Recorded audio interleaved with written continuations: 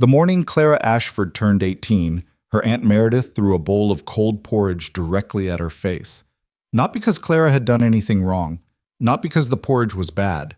Meredith did it because she could, because she had always done it, because no one had ever stopped her, and because in that crumbling farmhouse outside Mill Haven, Ohio, Clara had never been a niece. She had been a servant, a punching bag, a thing that cooked and cleaned and disappeared into the walls when company came. The porridge hit Clara's left cheek. It was January. The kitchen had no heat yet. Clara stood there 17 seconds by her own counting, with oatmeal sliding down her jaw, and she made a decision that would either save her life or destroy it completely. She decided she was done. Well, if you've ever felt invisible in your own home, if you've ever swallowed something sharp and pretended it didn't cut you, then you already know exactly who Clara Ashford is. And if you stay with this story until the end, I promise you, what this girl does next will leave you breathless. Before we go any further, if this is your first time here, please subscribe to our channel and hit that notification bell so you never miss a story like this one. Drop a comment below and tell me what city or country you're watching from. I want to see how far this story travels. Now, let's go back to Ohio, back to that cold kitchen, back to the morning everything changed. Clara did not cry. That was the first thing anyone who knew her would tell you, if anyone had bothered to know her at all. She did not cry. She wiped the porridge from her face with the hem of her apron, the same gray apron she had worn every single day for 6 years. And she turned back to the stove, and she finished making breakfast, and she set the table, and she poured Meredith's coffee, and she did all of it without saying a single word. But her hands were shaking, not from cold, not from shock, from something much more dangerous than either of those things. Rage. Clara Ashford had been quietly, carefully, privately furious for years. She had learned early that fury had no safe place in Meredith's house. The one time she had talked back, she was 13, and Meredith had called her mother a fool for dying and leaving a useless child behind. Clara had gone without supper for 3 days. So she had taken her anger and she had folded it up small, like a piece of paper you hide in the lining of a coat, and she had carried it everywhere, and she had never let it show. Until now it was getting heavier. She was 18 years old. She had no money, no schooling past the 8th grade, no friends that Meredith hadn't driven away with her sharpness and her suspicion, and no plan for anything except surviving the next morning and the one after that. What she did have was a habit. Every Sunday, after the dishes were done and Meredith had settled into her chair with her catalog and her complaints, Clara was permitted, barely, grudgingly, as though it cost Meredith something, to read the newspaper. Not the whole paper, just whatever sections Meredith had already finished with, which usually meant the farming reports and the classifieds because Meredith read the news and the gossip pages herself and considered them too interesting to share. Clara had read every classified advertisement in the Mill Haven Courier for 4 years running. She had read advertisements for used plows and second-hand wagons and puppies and piano lessons and rooms to let and patent medicines that promised to cure things she had never heard of. She read them the way some people read poetry, not because any of it applied to her life, but because each one was a small window into a world where people did things, made choices, bought and sold, and started over. She had never answered one. She had never had reason to. That Sunday, 3 days after the porridge incident, she unfolded the paper and she found it. It was small. It was tucked between an advertisement for a horse harness and one for a seamstress in Columbus. 4 lines. The handwriting of whoever had submitted it was plain and unhurried, which struck her even through the typeset print. Rancher 34, Colorado. Seeking honest woman, any age, willing to work hard and face difficulties without complaint. No beauty required. No wealth expected. Letters only, replied to all. E. Rowan, Cold Creek Valley, Colorado. Clara read it 3 times, then she read it a 4th time very slowly because something in it had done something strange to her chest. Not excitement exactly, more like recognition, the way you feel when you hear a song you somehow already know. No beauty required. She thought about that for a long time. Every other advertisement of this type, and she had read perhaps a dozen over the years, always dismissing them, made some mention of appearance or domesticity or Christian virtue, or a list of qualities that read more like a shopping order than a search for a human being. This one didn't. This one just said honest and willing to work hard and face difficulties without complaint. Clara looked down at her hands. They were rough and red, and her knuckles had been cracked since November. She was not beautiful by any standard she had ever been shown. Meredith had made certain she understood that early, but she was honest. She had worked hard every day of her life, and she had faced more difficulties without complaint than she could count. She folded the advertisement carefully and put it in her apron pocket. She told herself she was just keeping it, just to read again, just to think about. She was lying to herself, and she knew it. That night, after Meredith went to bed, Clara sat at the kitchen table with a stub of pencil and 3 sheets of paper she had stolen from the supply Meredith kept for correspondence she never wrote. She sat there for almost an hour before she wrote a single word. Then she wrote 8 drafts. She burned 7 of them in the stove, one by one, because each one felt wrong, too eager, or too desperate, or too carefully constructed to impress rather than to simply tell the truth. The 8th one was short. Mr. Rowan, my name is Clara Ashford. I am 18 years old and I live in Ohio with an aunt who does not want me here, which I suspect will become clear soon enough by my writing to you at all. I have no money and no particular beauty, and I left school at 12. I can cook well enough that no one has died from it. I can clean, mend, carry, plan, and dig. I'm not afraid of weather or animals or hard work, although I confess I am afraid of some things I won't name yet because I don't know you well enough. I am honest, and I will stay honest with you even when it's inconvenient, which I understand not everyone finds appealing. I don't know anything about Colorado. I have never been further west than Dayton. If you are a decent man looking for a real partner and not a performance, I think we might be able to help each other. If you are not a decent man, please don't write back. Clara Ashford. She read it once. Then she sealed it before she could change her mind. She mailed it the next morning on her way to get Meredith's flower, before she could talk herself out of it, before the rational part of her brain could explain all the ways this was foolish and frightening and almost certainly going to come to nothing. She told herself it was probably going to come to nothing. She was wrong about that too. The wait was 3 weeks and 4 days.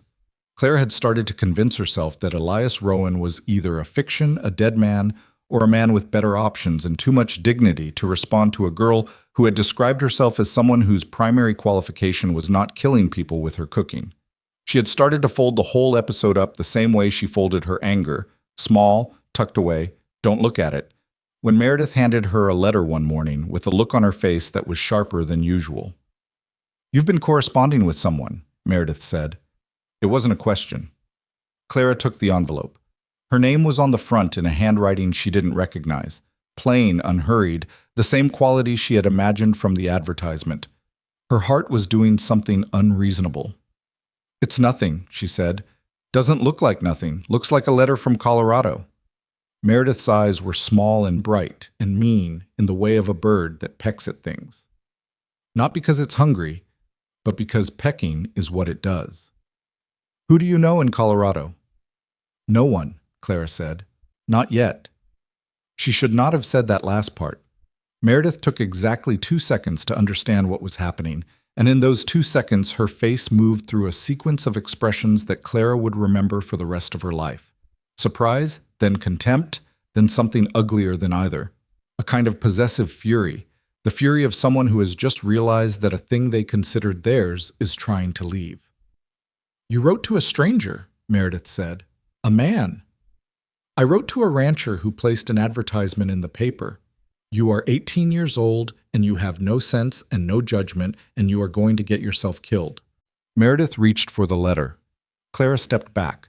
Her whole body moved before her mind decided to move it, which surprised both of them. "That is my letter," Clara said. Her voice was quiet. She worked very hard to keep it quiet. Meredith stared at her. "You ungrateful little—" "It is my letter," Clara said again, "and I am going to read it." She walked out of the kitchen while Meredith was still pulling together the words for what she wanted to say next. She went to the room she slept in. Not her room, never her room, just the room with her things in it. And she sat on the edge of the cot, and she opened the envelope with hands that would not stop shaking. The letter inside was 2 pages, written front and back in that same plain, unhurried hand. "Miss Ashford, I want to be straight with you from the start, so you know what you'd be coming into.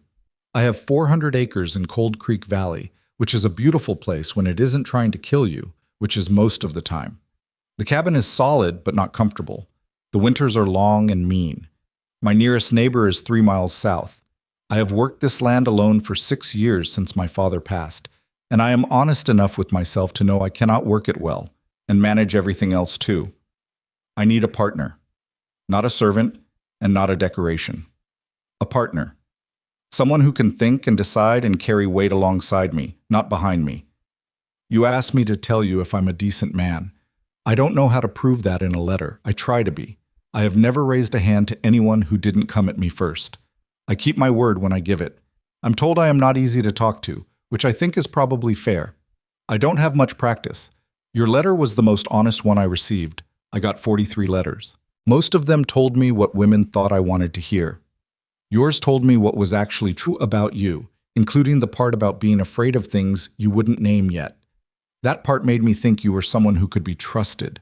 If you want to come out here and see whether we can make something work, I'll pay your train fare. You don't owe me anything for it.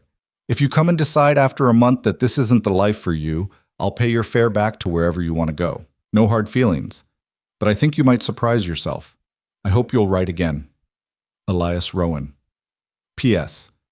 I have a dog. Her name is June.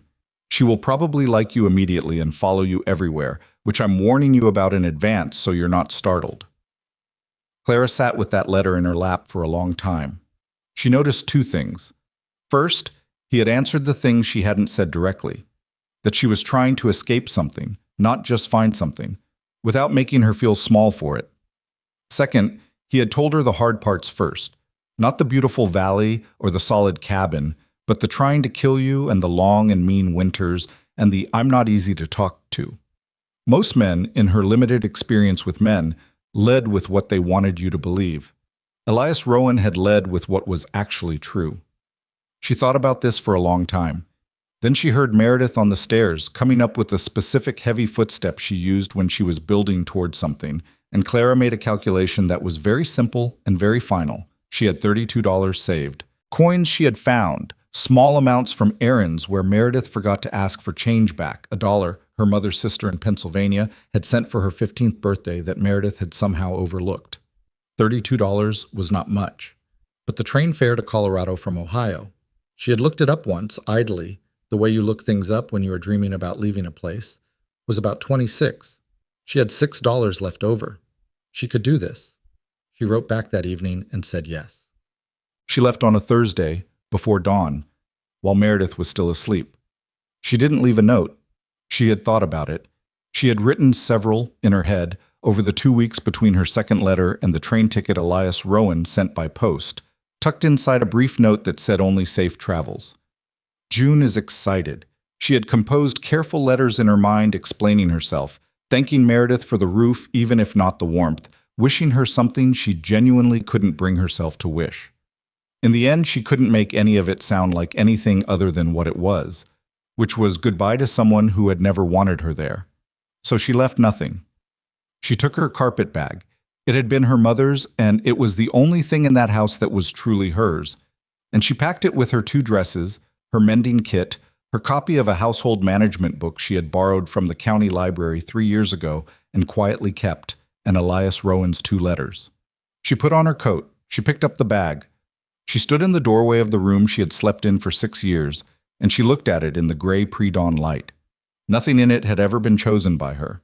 The curtains were Meredith's old ones. The quilt was worn past comfort. The hook on the back of the door was bent because she had hung too many things on it, and bent it herself, one winter, and Meredith had made her feel guilty about it for 2 years. Clara turned her back on it and walked down the stairs and out the front door and did not look back at the house. This part she was careful about later, in memory. She did not make it more dramatic than it was. She was terrified. Her stomach was a fist. The train pulled into Cold Creek Station on a Wednesday afternoon, 2 days and 1 long night after it had left Ohio, and Clara stepped off it into air so thin and cold and sharp that her first breath felt like swallowing a handful of broken glass. She stood on the platform with her carpet bag and tried not to look as disoriented as she felt. The station was smaller than the one in Millhaven, which was saying something because the one in Millhaven was barely a building with ambitions. This one was a platform, a ticket window, and a roof that had recently had an argument with a heavy snow and lost a portion of that argument on the eastern side. The mountains behind the town were so large and so close that Clara's instinct was to step back from them, the way you step back from something that might fall on you. She had seen mountains in illustrations. Illustrations were liars. She was still standing there, coat pulled tight, looking up at something so enormous it made her feel like a mistake in the landscape, when she heard boots on the platform behind her. "Miss Ashford." It wasn't a question. She turned around. Elias Rowan was not what she had pictured, which she realized immediately was her own fault for picturing anything. He was tall in the practical way of someone who had simply grown that way and never thought about it. His coat was heavy canvas, worn at the elbows, and his hat was pulled low against the wind. He had a jaw that looked like it had been set at some point and never quite relaxed. And his eyes were a dark, serious gray that took her in with a directness that was not unkind, but was absolutely without performance. I was also younger looking than 34 in some ways, and older looking in others, the way people get when the outdoors has been their primary companion. They looked at each other for a moment. "Mr. Rowan," she said. "You made it," he said. "I did." Another moment. He reached out and took her carpetbag before she could object, which she had been about to do on instinct. She opened her mouth. He said, "Wagons this way," and started walking, and she followed him because there was nothing else to do, and she felt the oddness of the whole situation settle over her like a second coat. She was walking behind a stranger who had paid for her to travel 1,000 miles, and she was going to live in his house, and she had agreed to all of it from a kitchen table in Ohio in the middle of the night. The wagon was a working wagon, not a comfortable one. There was a dog on the seat. The dog was very large, some kind of shepherd mix, with one ear up and one ear permanently folded, and when she saw Clara, she stood up on the wagon seat and her entire back half started moving because her tail couldn't wag fast enough to express what she was feeling about this development. "June," Elias said, in a voice that expected to be listened to. June sat down. Her back half kept moving. Clara put her hand out without thinking about it, and June pressed her nose into Clara's palm with the complete and uncomplicated conviction of a dog who has made a decision about a person and sees no reason to second-guess it. "She doesn't do that with everyone," Elias said. He sounded faintly surprised. "I'll try not to disappoint her," Clara said. She thought she saw something move at the corner of his mouth. She wasn't certain. The drive to the ranch was an hour and a half, and it was not a gentle hour and a half. The road, if it deserved the word, was frozen ruts and sharp turns and one stretch along a ridge where Clara kept her eyes on the horse's ears and tried to think about other things. Elias drove with the easy economy of someone who had done this 10,000 times and found no drama in it whatsoever, which she found both reassuring and slightly annoying because she was feeling quite a lot of drama and it would have been comfortable to share it. He didn't talk much. She had expected that from his letter. What she hadn't expected was that the silence wasn't hostile. It wasn't the loaded, pointed silence of Meredith's house, where quiet meant something was coming. It was just quiet. He drove. June sat between them with her head on Clara's knee. The mountains were everywhere. After about 40 minutes, Clara said, "How long have you been running the ranch alone?" 6 years, he said, "since my father died." "That's a long time." "Yes," he said. She waited to see if he would add anything. He didn't, but it didn't feel like he was shutting her out. It felt more like he'd said the true thing and saw no point in decorating it. "Is the cabin very far from the neighbors?" she asked. 3 miles south to the Harlows, 7 north to the Meads. Meads are good people. Harlow is fine, his wife less so." He paused. "She'll come around to you or she won't. Either way, you don't need her approval to function." Clara blinked. That's either very practical or very ominous. This time she definitely saw the corner of his mouth move. "Probably both," he said. The cabin appeared at the end of a long track between bare winter trees, and Clara's first honest thought was that it was smaller than she had allowed herself to expect and more solid than she had feared. It was one story with a low porch, and there was a barn behind it that was actually in better repair than the house, which told her something about his priorities, and 2 outbuildings she couldn't identify yet. Smoke was coming from the chimney because he had banked a fire before leaving, which told her something else. He had planned for her arrival in the specific, practical way of someone who does not make gestures but does think ahead. She got down from the wagon without waiting for help. He noticed that too. She could tell by the slight pause before he came around to take the horse. "I'll show you the inside," he said, "and then I need to feed the animals before dark. You don't have to help tonight." "I'd rather help," she said. I won't know what I'm doing, so I'll be more in the way than useful. But I'd rather start learning than stand in the cabin not knowing what to do with myself." He looked at her for a moment, assessing, not unkindly. "All right," he said. The inside of the cabin was what it was. A main room with a fireplace and a table and 2 chairs, a kitchen area that had everything needed and nothing extra, a small bedroom, his, she assumed, and she was right, and a storage room at the back that had been cleared and had a cot set up in it with a folded quilt and a hook on the wall. The storage room. She stood in the doorway and looked at the cot and the hook and the rough wooden walls, and she thought, well, it wasn't the bedroom, but it was private and it was hers, and she had slept in worse, and Elias Rowan hadn't tried to pretend it was something it wasn't. "I know it's not much," he said behind her. His voice was careful. "It's more than I had," she said, which was true. Her room at Meredith's had been marginally larger, but had never felt like it belonged to her at all. "It's fine." She could feel him deciding whether to believe her. She turned around and looked at him directly, because she had learned that the only way to be taken seriously when you said you were fine was to look like you meant it. "I'm not fragile, Mr. Rowan," she said, "and I don't need comfort. I need to be useful. So let's go feed your animals, and you can start telling me what I need to learn." A beat. Then, "Elias," he said. She blinked. "If you're going to live here," he said, "Mr. Rowan is a little formal." "Clara," she said. He nodded once, like a thing had been decided, and went to get his coat. The first weeks were brutal in the way of things that are necessary and unglamorous, and teach you a great deal about yourself that you might have preferred not to know. Clara had told Elias she could work hard, and she had meant it, but there was hard work as she had understood it in Ohio. The grinding domestic labor of Meredith's house, cooking and cleaning and mending and hauling. And then there was this, which was something different. Feeding livestock in temperatures that froze the water in the trough before you could finish breaking it with the axe. Mucking out the barn in the dark because the days were short and the work wasn't. Learning to read the sky for weather, which Elias did instinctively, and which she had to be taught from the beginning, the way you learn a language. She made mistakes, several of them significant. The worst one was in her second week when she overfed the horses because she had miscalculated the ratio and didn't yet know the signs that told you you'd done it. She found out she'd done it wrong when she came in from the barn and told Elias, and his face did a specific thing that she came to recognize later as controlled alarm, and he went immediately to check the horses himself without saying anything to her. He was out there for an hour. She sat at the table in the cabin with her hands folded and her stomach in her boots, running through everything she had done, everything she hadn't known, every way she had been overconfident about her own competence. When he came back in, she said, "Tell me what I did wrong, exactly. Don't soften it." He told her. Exactly. He did not soften it. She listened to every word and didn't argue with any of it, and then said, "All right, show me the right way tomorrow morning, and I won't do it wrong again." He was quiet for a moment. Then he said, "Most people would defend themselves." "Most people aren't trying to learn something on someone else's ranch," she said. "Defending myself doesn't help the horses."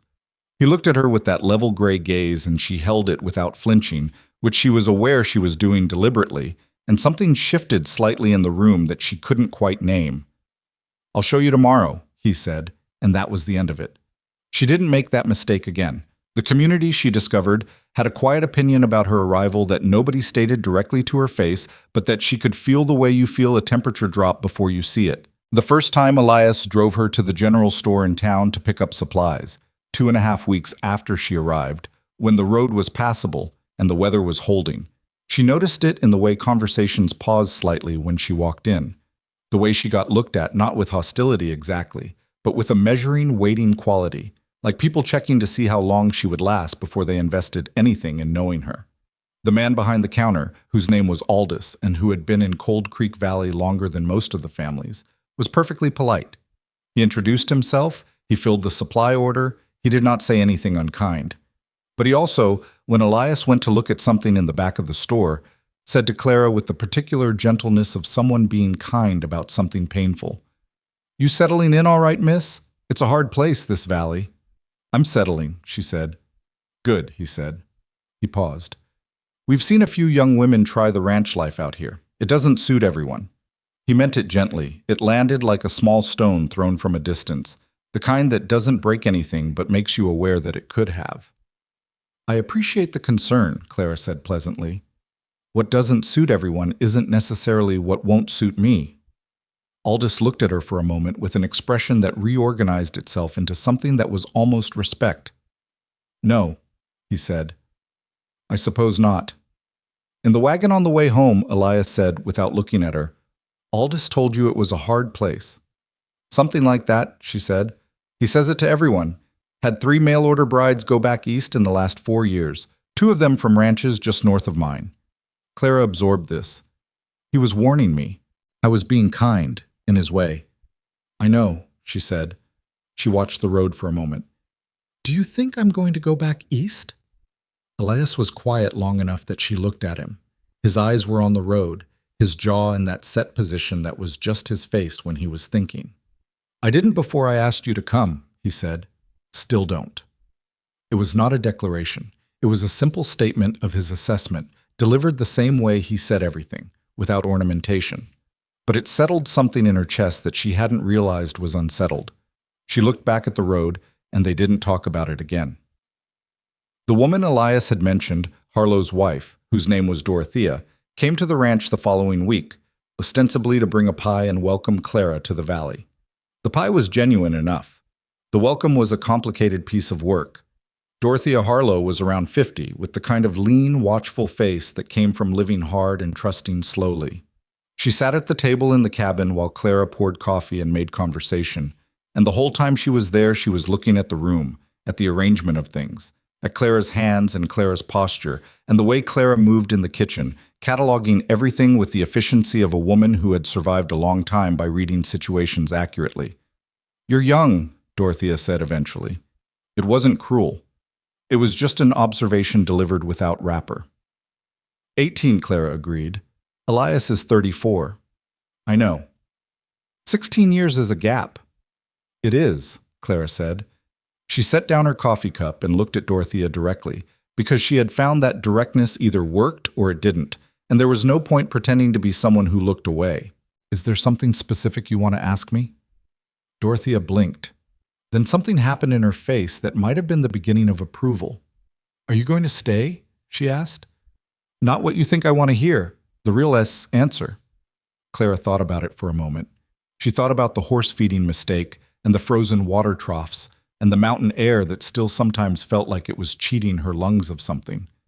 She thought about the cot in the storage room and the 40-minute ride to anything resembling a town and the silence that covered everything here like another element, like water. Yes, she said, I'm going to stay. Why? Because I'm learning things, Clara said, and because this is mine in a way nothing else has ever been mine, even the hard parts. Dorothea looked at her for a long time. Then she picked up her coffee cup and drank from it and said, The pie is apple. My husband grew the trees himself. I'll bring you cuttings in spring if you want to start your own. Clara understood that this was the closest Dorothea Harlow got to saying welcome. I'd like that very much, she said.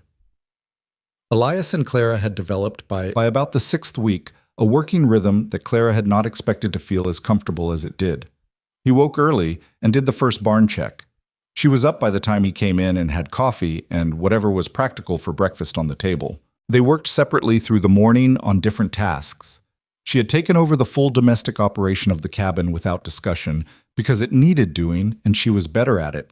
And he had started coming to her with small decisions about the supply management and the household accounts because she was faster with numbers than he was, which he acknowledged without embarrassment. In the afternoons, they often worked the same tasks, and this was where most of their real conversation happened. Not at the table, but working alongside each other, where talking felt less pointed. She learned things from him constantly, and she was honest about what she didn't know, which he had come to rely on rather than find frustrating.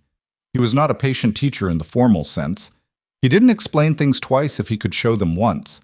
But he was fair, and he never made her feel stupid for not knowing something she had never had reason to know. What she had not expected was how often he surprised her. One evening, about 2 months in, she was sitting at the table after supper trying to work out the supply cost calculations for the next season, and she had hit a problem she couldn't see around, and she sat back and said mostly to herself, The feed cost is going to eat us alive if the price holds. Elias, who was mending a bridle at the other end of the table, didn't look up. "Third field," he said. "What?" "Third field, south side. The soil's right, but I've left it fallow 3 years because I haven't had time to break it properly. If it's seeded right in spring, we don't have to buy as much hay by fall." She looked at him. "You've already thought about this." "I think about everything," he said. "I just haven't had anyone to say it to." It was the most personal thing he had said to her in 2 months, and she was fairly certain he hadn't planned to say it. He seemed to realize this a moment after she did, because something in his jaw shifted and he looked back at the bridle. Clara looked back at the numbers and pretended she hadn't noticed, which was the kindest thing she knew how to do. But she sat with it. Later that night, in the storage room on the cot with June's warm weight against her feet, the dog had migrated to sleeping with Clara sometime in the 3rd week, a development Elias had not commented on beyond a single raised eyebrow. Clara thought about the phrase, "I just haven't had anyone to say it to." 6 years alone on 400 acres, thinking about everything, saying it to no one. She thought about what that would do to a person, what it had done to Elias, the set jaw, the economy of words, the way he was visibly surprised sometimes when she asked what he thought about something, as though the question was unfamiliar. She thought about her own version of it, different in every particular, but not different in the core of it. 6 years in Meredith's house, thinking things she wasn't allowed to say, swallowing opinions and ideas and anger and small observations about the world, because there was no one who wanted to hear any of it. They were more alike than either of them had said out loud. She wasn't ready to say it out loud either. But she thought it, and it mattered to her, and she let it matter. The first real crisis came in the 8th week, and it was a small one in retrospect, but it didn't feel small at the time. Clara had been cutting firewood. She had been learning this for 3 weeks and was getting competent at it, not fast but accurate. When she misjudged the angle on a large piece and the axe glanced sideways and the handle came back hard against her forearm. Not the blade, the handle. But it hit the bone and it hit it hard, and her whole arm went white-hot and useless, and she stood there in the snow behind the cabin with the axe on the ground, and her arm held against her chest, and her eyes watering from a pain she absolutely refused to cry from. She gave herself 2 minutes. She counted. Then she picked up the axe with her other hand, walked it back to the tool shed, and went inside. Elias was at the table with the account ledger. He looked up when she came in, and his eyes went immediately to the arm she was holding differently, the way you learn to read a body when you work around animals. The off-weight, the protected thing. "What happened?" he said. Not a question, the way he did things. "Axe handle. It's the bone, not the blade. I don't think it's broken, just badly hit." He was up from the table before she finished the sentence. Not dramatically. He didn't rush in a way that suggested panic, but he moved, and he came and took her arm very carefully in both hands and examined it with the same focused attention he gave everything, pressing lightly along the bone to feel for a break, watching her face as he did. She kept her face still. It cost her something. "Not broken," he said. He was still holding her arm, and neither of them had quite registered this. "But it's going to be bad tomorrow." "I know," she said. "You should have come in immediately." "I needed a minute," she said. He looked at her. They were close, closer than they had been since she'd arrived, and the light in the cabin was the late afternoon kind, going gold through the window, and she was aware all at once of his hand still on her arm and his eyes very level and close. He let go of her arm and stepped back. "I'll get the liniment," he said. He wrapped the arm and told her no axe work for a week, which she agreed to without argument because she knew he was right. That evening she cooked one-handed, which was clumsy and slow, and he sat at the table and didn't offer to help, but also didn't pretend not to notice. And at one point, when she was struggling with a pot, he stood up and moved it without asking permission and sat back down, and she let him do it without saying anything. They ate supper in the usual silence, but it was a different quality of silence than it had been in the first weeks. It had room in it now. It had the kind of space that comes not from distance, but from familiarity. Two people who have stopped performing for each other and are just present. After supper, he said, "You have good instincts with the animals." She looked up from her coffee. "June chose right," he said. He was looking at his cup. "She's good at people." Clara understood that this was Elias Rowan's way of saying something he didn't have a direct path to saying. She had been learning his language the same way she had been learning the ranch, paying attention, making mistakes, not pretending she understood when she didn't, and not making him feel strange about the way he communicated. "She's got good judgment," Clara said. "I'd trust her read on a person over most people's." "So would I," he said. They finished their coffee. June moved from her spot by the fire to Clara's feet under the table, and Elias watched this without expression, and then picked up the ledger again, and Clara picked up the mending, and the evening went on the way evenings do, ordinary and unremarkable, and it was one of the best evenings she had had in longer than she could remember. She was aware, in a quiet way that she did not examine too closely, that something was happening between them that was not in the original arrangement. Not yet something named, not yet anything she could point to, but something, a thread being drawn slowly and carefully through difficult material, not pulled tight yet, not tied off, but present and growing and not nothing. She was not ready to name it, neither was he. But June knew. June had always known. She stayed at Clara's feet, and her one good ear twitched in the comfortable room, and outside the Colorado night was doing what it always did, enormous and cold and indifferent. And inside the cabin of Elias Rowan, for the first time in longer than either of them could say, there were two people who were not entirely alone. The valley noticed. Slowly, the way a valley notices things.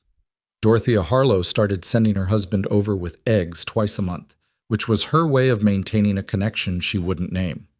Aldous at the general store began setting aside the household almanac for Clara without being asked. The Meads, the family 7 miles north, who Elias had called good people, came for a brief visit one Sunday. Martin Mead and his wife Ruth and their 2 young boys, who ran immediately to June and buried themselves in her fur, and Ruth Mead looked at Clara across the main room with the frank, kind evaluation of a woman who is deciding whether to invest in a friendship, and apparently decided yes, because she said, "You should come to town next time for the Saturday market. I'll show you who's worth buying from."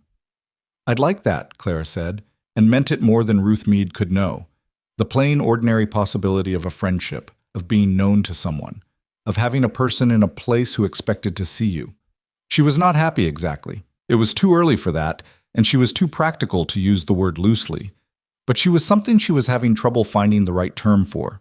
Something like standing on ground that had recently been uncertain and finding it steadier than you'd feared. Something like looking at a problem you'd thought was impossible and realizing you were already most of the way through it. Something like becoming. She was 18 years old in Colorado, and she was becoming, and she had no idea yet what February would bring. February came in quietly, which Elias told her was the thing you never trusted about February. "It's not the storms that announce themselves you have to worry about," he said one morning, standing at the cabin door looking at a sky that Clara would have called clear, and he was calling something else with his eyes. "It's the ones that are polite about it." She had learned by then to pay attention when he said things like that. Not to ask too many questions, but to file it away and watch what came next. She had been in Cold Creek Valley for nearly 3 months, and she had developed a second education running parallel to the practical one, learning the valley the way you learn a person, through repetition and close observation, noting what it did before it did something else. Still, February started gently, and the gentleness lulled her slightly, and that was her first mistake. The second mistake belonged to neither of them, and both of them, the way some things do. Elias had been watching the east fence line for 2 weeks. He mentioned it the way he mentioned most concerns. Factually, without alarm, the way a doctor says we should keep an eye on that before you understand that keeping an eye on it is actually urgent. The fence posts on the eastern perimeter of the property had been set by his father 15 years ago, and several of them had been moving in the freeze-thaw cycle, working loose from the ground, and if the cattle got through them and onto Harlow's property, there would be a conversation he didn't want to have with Harlow in February. "I'll ride out and fix the worst of it," he said on a Thursday morning. Clara was doing the supply inventory, a task she had taken over in the 4th week because his system had been, by his own admission, a system mostly existing in his head. "Shouldn't be more than a few hours. The sky looks clear enough." Clara looked up from the ledger. She looked at the window. The sky was the particular flat white gray of a Colorado winter morning, the kind that held light without producing warmth. "Do you want company?" she asked. "Stay and finish the inventory," he said. "We need those numbers before the Mead supply run." She went back to the ledger. He put on his coat, picked up his tools, saddled the horse, and rode east. June, who normally followed Elias everywhere outdoors, sat down next to Clara's chair instead, which Clara noticed, and which she would think about later. She finished the inventory. She put the beans on to soak for supper. She mended a tear in Elias's work shirt that she had been putting off. She fed the animals at midday because she had taken over the midday feeding as a matter of course. She came back inside and the inventory was done and the beans were soaking and the shirt was mended and Elias was not back. She looked at the clock. 2:30. He had left at 8. The east fence was perhaps 40 minutes by horse. Even accounting for the repair work on multiple posts, she would have expected him by now. She told herself to wait. She waited. At 3, she went to the window. The flat white-gray sky had changed while she wasn't watching it. It had gone the color of old iron, a deep flat gray that had nothing gentle in it, and the air had the specific quality she had been taught to recognize, to still, but the wrong kind of still, the held breath kind. The temperature had dropped. She could feel it through the window glass. "Elias," she said to no one. June was on her feet. By 3:30, the snow started. Not gently. The valley did not always do things gently when it had decided to do them, and this storm, the polite February storm that Elias had been half watching for a week, had apparently decided to dispense with any remaining politeness entirely. The snow came in sideways, driven by a wind that arrived fully formed, not building but simply there, the way a wall is there when you walk into it in the dark. Clara stood at the window for perhaps 2 minutes. Then she went to the supply shelf and found the rope. It was a good rope, heavy hemp, 50 feet of it, kept coiled on a hook near the door. Elias used it for pulling fence posts and other leverage work. Clara took it down, uncoiled it, and tied one end to the porch post with a knot she had learned because he had shown her every knot he used and insisted she learn each one correctly before she moved to the next. She tied the knot twice and pulled it hard to test it. Then she went inside and put on every layer she had.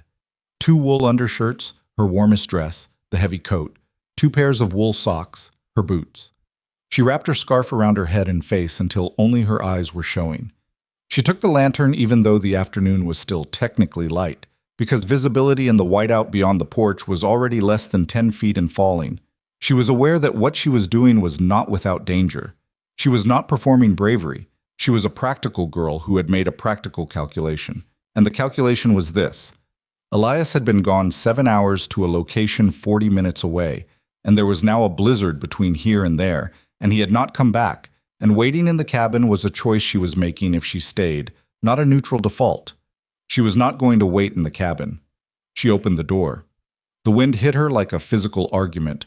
June pressed against her leg and she looked down at the dog. "Stay," she said. June did not stay. June walked outside and looked at her with the one good ear forward and the folded ear plastered sideways in the wind, and her expression was the same expression she always had when she had made a decision, complete and uncomplicated and not open for discussion. "Fine," Clara said. She took the rope in her left hand, checked that the knot at the post was holding, and walked off the porch into the white. The world disappeared in about 15 feet. Not dramatically, just practically. One moment she could see the porch, the post, the edge of the barn. The next she could see the rope in her hand and approximately 3 feet of ground in front of her, and nothing else. The snow was not falling so much as being thrown, horizontal and dense, and the wind was the kind that found every gap between your layers and did something personal about it. She moved east. She knew east because she had been watching Elias's route for 3 months, because she paid attention to things, because she had looked at the position of the barn and the outbuilding and the tree line every single day and knew where east was from, the porch, the same way she knew where the coffee was, in the kitchen. She moved east and she let out rope behind her and she kept moving. June stayed at her left side, pressed against her leg, steady. The rope ran out at 50 feet. Clara was perhaps 30 yards from the cabin. She couldn't see it, couldn't see anything. The world was just white and wind. And she was standing in the open, and the fence line was still a quarter-mile east, and she had 50 feet of rope. She stood still and thought. She had taken the rope because it was the right tool for what she'd planned, a tether back to the cabin so she didn't lose herself in the whiteout. But 50 feet wasn't enough to reach the fence line, and it wasn't enough to find Elias. She needed to move further than the rope allowed. She knew this was the more dangerous choice. She made it. She tied the end of the rope to the lowest branch of the big pine she knew was at the edge of the yard. She could feel the tree before she could see it, her hand finding the bark. And she kept the rope's position in her memory, and she let go of it, and she moved east without it. She counted steps. She talked to herself quietly, inside the scarf, just enough to have something to track. She said the supply numbers from the inventory she'd just finished. She said the names of the fence posts on the east line as Elias had described them to her. She said the names of the Mead children. She said anything that was a sequence, because sequences kept you from losing the counting, and the counting was the only map she had. She found him at somewhere near 200 steps. She almost walked past him. He was down in the snow, not flat, but slumped against a fence post that had fallen, his left side lower than his right, and his hat was gone, and the snow had been accumulating on his coat for long enough that his outline was soft. The horse was not there, spooked and run, she would find out later. Elias. She was on her knees next to him before she knew she'd gone down. Elias. His eyes were open. That was the first thing. His eyes were open, but they were not entirely in the right place. Not unconscious, but concussed. Somewhere between alert and absent, the way eyes get when the brain behind them has taken a blow and is not currently available. She found the wound by touch on the left side of his head, above the ear. The fence post had come down on him. She could see the broken post, the snap in the wood, the way it had fallen. It wasn't small, the wound. Her glove came away dark. "I'm here," she said. She was not sure if he could fully process this. "Elias, I need you to help me if you can. I need you to try to get up." His mouth moved. "Clara." His voice was wrong, slow and thick, like words coming through something. But it was her name. He knew her name. "That's right," she said. "Can you move your legs?" A pause that was too long. Then his right leg shifted in the snow. "Good," she said. "Good. I need your arm over my shoulders. Can you do that?" What followed was not heroic in any cinematic way. It was slow and clumsy, and twice she nearly went down with him when his weight shifted unexpectedly, and her back screamed at her from the angle she was holding him, and her feet were already losing feeling in ways she was filing away to worry about later. She got him upright, or mostly upright, his right arm over her shoulders and his left arm not cooperating and his feet moving when she moved but not reliably, and she turned them west and started counting steps backward. She got to 30 and realized she couldn't find the pine tree. This was the worst moment. Not when she'd seen him down in the snow. That had been frightening, but it had given her something to do. This was the moment where there was nothing to do except admit she had miscounted or drifted, and the snow was the same in every direction, and Elias was heavy and going in and out of something she didn't have a medical word for. June appeared out of the white on her right side. Clara looked at the dog. June was looking west. Her whole body was oriented west, her nose working. "Okay," Clara said. She turned them to follow June. She did not examine this choice too carefully. June had found her way home in the dark and in bad weather before. She had seen it, the dog's animal, certainty about direction, the way she moved through terrain that had no landmarks for a human eye. Clara followed the dog and kept counting and kept Elias moving and did not think about anything except the next step. Because if she thought about more than one step at a time, she would think about all of it, and all of it was too much. The pine tree materialized in front of her. She grabbed the rope with her free hand and nearly cried.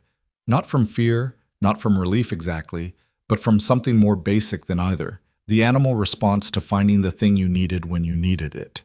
She followed the rope back to the porch, got him up the steps, which was the hardest part, because stairs require a different kind of coordination, and his legs were not giving her much. She got the door open, got him inside, got him to the chair by the fire, which had burned down but still had coals, and she added wood with shaking hands before she even took her coat off, because if the fire went out, everything went wrong faster. She got her coat off. She got his coat off, which was difficult because he was barely helping and the wet wool was heavy. She looked at his head in the firelight, and it was worse than she'd thought. A cut of perhaps 3 inches above the left ear, still bleeding in the slow, persistent way of head wounds. She had never stitched a wound in her life. She had read about it in the household management book she'd taken from Mill Haven. She had read the relevant section 3 times over the winter, the way she read everything, because you never knew. "Elias," she said, close to his face. His eyes found her. I need to stitch your head. I have a needle and thread. It's going to hurt. I need you to stay still. Okay, he said. His voice was still wrong, but he was more present than he'd been in the snow. His eyes were tracking her face. Do you know what day it is? She said, because the book had said to ask this. A pause. Thursday, he said. Good.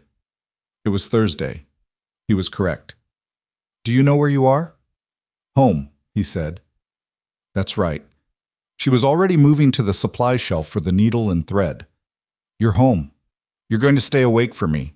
Talk if you need to. I fell, he said. The post came down on you. Horse ran. I'll find the horse when the storm clears. She was threading the needle in the firelight, which was difficult, and her hands were not entirely steady yet.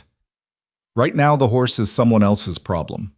She heard something from him that might have been a very compressed version of a sound that meant he found this either reasonable or faintly funny. She couldn't tell which. She had never been so careful about anything in her life as she was about those stitches. She had 4 in total, and they were not pretty. She knew they were not pretty. She was not a surgeon. She was a girl from Ohio with a needle and thread and a chapter from a book. But they were even, and they held, and the bleeding slowed and stopped. She cleaned the wound with the alcohol she found in the medical kit he kept on the high shelf, a kit she had inventoried and memorized because she inventoried and memorized everything. He made a sound when the alcohol hit. I know, she said. I'm sorry. Don't apologize, he said. His voice was clearer now. The firelight was better and his eyes were more present. You found me. June helped, she said. June doesn't stitch heads, he said. She sat back on her heels and looked at him. He was pale under the normal winter color of his face, and the bandage she'd wrapped was not perfectly even, and he had his eyes on her with an expression she hadn't seen from him before. Not the usual level assessment, but something more open than that, something that cost him something to show. You could have gotten lost, he said. I know, she said. Clara. His jaw did the thing it did when he was working toward something difficult. You shouldn't have. He stopped. Tried again. I'm glad you did, he said. I'm glad you came. It was possibly the most direct personal thing he had said to her since the letter. She heard it exactly for what it was, which was a great deal more than the words. You need to stay awake, she said, because she needed to say something practical, or she was going to do something she wasn't ready to do. Head wounds. I need to keep you awake through the night. I know, he said. Sit down then. You look like you're about to fall over. She realized he was right. She was. She pulled the other chair close to his and sat down, still in her wool layers, and she put her feet near the fire, and she let herself, for the first time since 3 o'clock, stop moving. Her hands were shaking again. She looked at them. Your hands are shaking, he said. I'm aware, she said. You were scared, he said. Not accusatory, observing. Of course I was scared, she said. I couldn't see you. I didn't know if you were... She stopped. Started again, more carefully. I was scared. That doesn't mean I was going to stay in the cabin. He was quiet for a moment. Outside, the blizzard was doing what blizzards do. Enormous, indifferent, spending itself against the walls of the cabin and the trees and the mountains as though the whole landscape was something it needed to make a point about. Why did you write to me? He said. The question surprised her. She looked at him. You know why. I needed to... Not why you answered the advertisement, he said. Why me? What was it about my advertisement? She thought about this.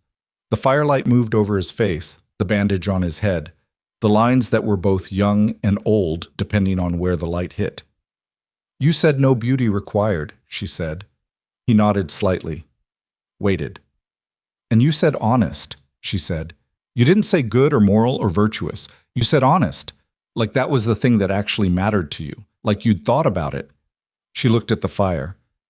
I'd been around people who said they wanted goodness, but what they actually wanted was compliance. You wanted honesty. I had that. Even when I had nothing else, I had that. The fire shifted. A log settled. My father told me once, Elias said slowly, the way he said things he'd been holding a long time, that a ranch can survive a hard season and a bad crop and sick animals and a failed fence line.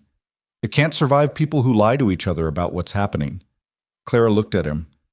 He was talking about the ranch, Elias said. But I think he meant the other thing too. Yes, Clara said. I think he did. They stayed like that. Her keeping him awake, him talking more than he had ever talked, the winter doing its worst outside, for 7 hours. She made coffee twice. She asked him questions when his eyes started to drift, asked him about the ranch in its early years, about his father, about the valley before it had the families it had now. He answered all of it, slowly, and she listened, and somewhere in the listening she understood that she was being given something that had never been given to anyone else. These stories he'd carried alone for 6 years in a place with no one to say them to. Around 2 in the morning, he said, "You're going to be all right here." She thought it was the concussion talking, the way concussed people sometimes spoke slightly outside the moment. "I know," she said. He stopped. The jaw again. I'm glad you're here. I want to say that clearly while I'm still—" He touched the bandage lightly with 2 fingers. "While my head is still doing this thing where it says what I'm thinking." Clara looked at him for a long time. The firelight, the bandage, the gray eyes that were exhausted and concussed and more honest in this moment than they had probably been with anyone in years. "I'm glad I'm here too," she said. It was true in more directions than she could count, and she meant all of them. When dawn came, gray and tentative through the cabin window, the storm had moved on. It had left behind itself a landscape that was so transformed, so deeply covered and silenced by snow, that Clara stood at the window and looked at it, and felt something she associated only with this valley, that specific combination of intimidated and astonished that Colorado had been producing in her since the day she stepped off the train. Elias was asleep in the chair, finally, which she had allowed when the sky started to lighten. He was breathing evenly. The wound was holding.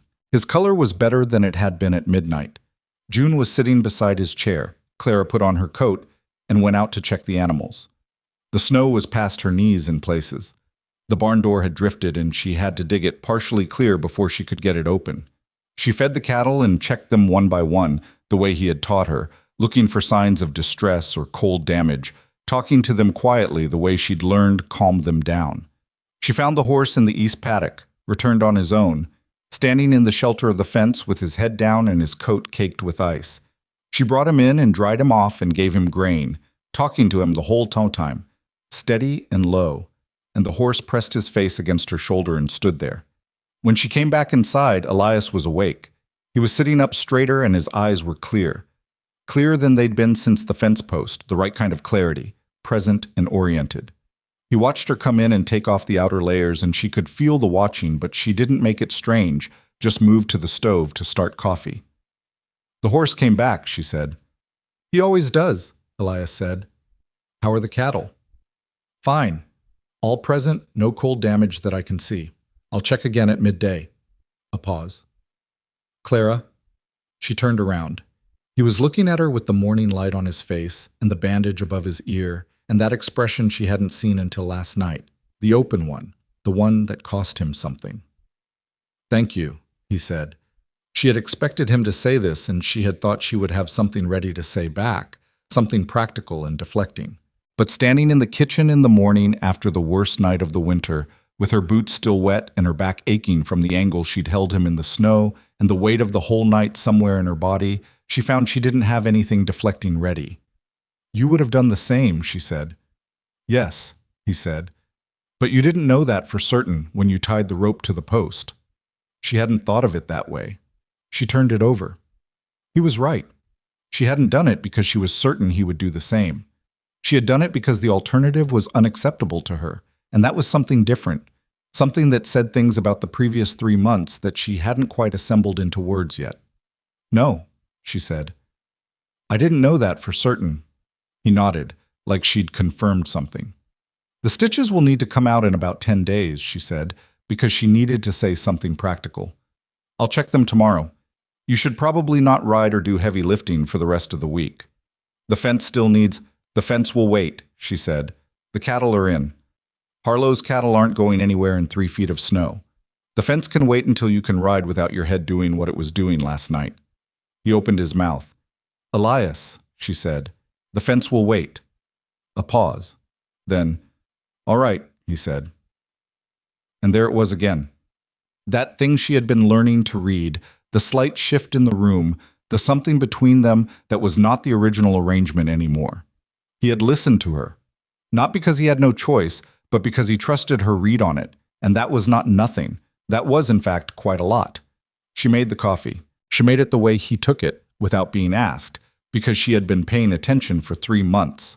She brought him a cup, and she sat down at the table with her own, and she looked at the window where the Colorado morning was doing what it did, enormous and cold and indifferent to everything they were. And she thought about the rope tied to the post and June walking west through the white and the 4 stitches that were not pretty but were holding and the 7 hours of conversation in the firelight. She thought, this is the thing the advertisement couldn't describe. Not the ranch, not the work, not the frontier. This, 2 people in the surviving of something and what it does to the space between them. Ruth Meade came 3 days later, once the roads were passable, riding alone on her bay mare, and she stood in the doorway of the cabin and looked at Elias in his chair with the bandage on his head, and she looked at Clara and she said, with the directness that Clara had come to understand was just how Ruth Meade operated, I heard there was trouble in the blizzard. I also heard you went out into it to find him. June helped, Clara said. That is not the part of the sentence I'm focusing on, Ruth said, and she came in and put the bread she'd brought on the table and sat down and said, tell me everything. So Clara told her, and Ruth listened with her chin in her hand and her eyes sharp and warm at the same time. And when Clara finished, Ruth was quiet for a moment and then said, you know Dorothea Harlow cried when she heard. Clara blinked. Dorothea cries in private and pretends she didn't, Ruth said. She likes you. She liked you since the pie visit. She just doesn't say things directly. That's her whole style. She picked up her coffee cup. You did a good thing, Clara, a hard and good thing. People here remember those. Clara thought about what Aldous had said, about the women who hadn't stayed. She thought about how she had sat on the bench in the train station in Mill Haven with her carpet bag and her $32 and her mother's letter in her pocket, about to get on a westbound train to a life she couldn't picture. She couldn't have pictured this. Any of it. The blizzard, or the rope, or the stitches, or the 7 hours by the fire, or the look on Elias Rowan's face when he said, I'm glad you're here, and meant something by it that was larger than the words. She couldn't have pictured herself as the person who had done all of it either.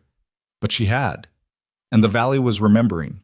And Elias was healing in the chair by the fire, and June was at his feet, and Ruth Meade was drinking coffee at her table, and outside the cold creek was somewhere under 3 feet of snow waiting for spring, and Clara Ashford, who had walked out of a house in Ohio with a carpet bag and $32 and 1 honest letter, was still here. She was still here. Spring came to Cold Creek Valley the way it always did, not as an arrival, but as an argument, pushing back against winter in increments, losing ground some days and gaining it others. Until one morning, Clara walked out to the barn, and the air smelled like wet earth instead of ice, and she stood still for a moment and just breathed it. 3 months had passed since the blizzard. Elias's stitches had come out on the 9th day, clean, no infection, which Clara accepted with the private satisfaction of someone who has done something difficult and done it right. The scar above his ear was thin and pale, and he wore his hat over it without apparent self-consciousness.